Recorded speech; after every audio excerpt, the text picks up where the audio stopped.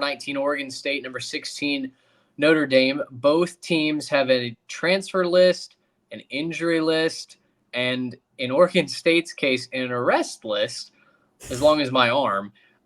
Oregon State watched everybody go to East Lansing, at least the coaching staff did. The talent is now being dispersed across the country, players going from coast to coast to visit new programs. For Notre Dame, it's also a large number of transfers out. Sam Hartman has opted out of the bowl game. He'll prepare for his NFL future. Trey, when you've got two teams that are kind of ripped down to the studs, which foundation do you trust more? I think I lean Notre Dame just because they still have the coaching staff in place and they kind of have the culture still running.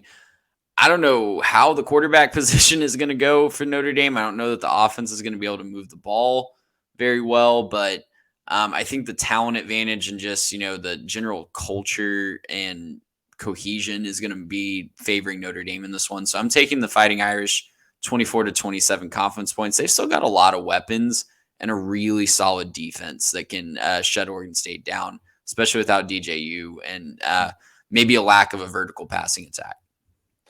I'm going to lean slightly the other direction. I think Oregon State probably ends up winning this one, and I'll give you this reason why. It's not the coaching staff. Obviously, they lost the coaching staff, but I just don't think that Notre Dame really wants to play in this game. They don't really have any of their talent either.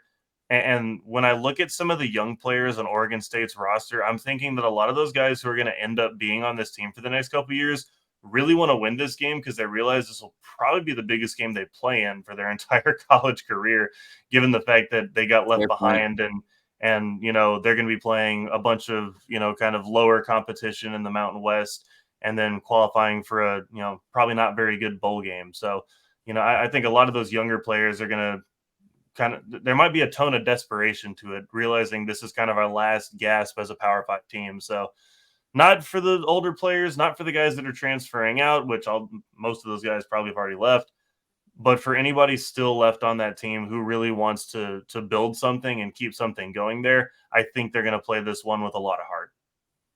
Ben Gulbranson is going to be the starting quarterback for Oregon State. You may remember his name from last year when he started the final 8 games of the Beavers season at quarterback. So at least an advantage there when it comes to Oregon State's chances.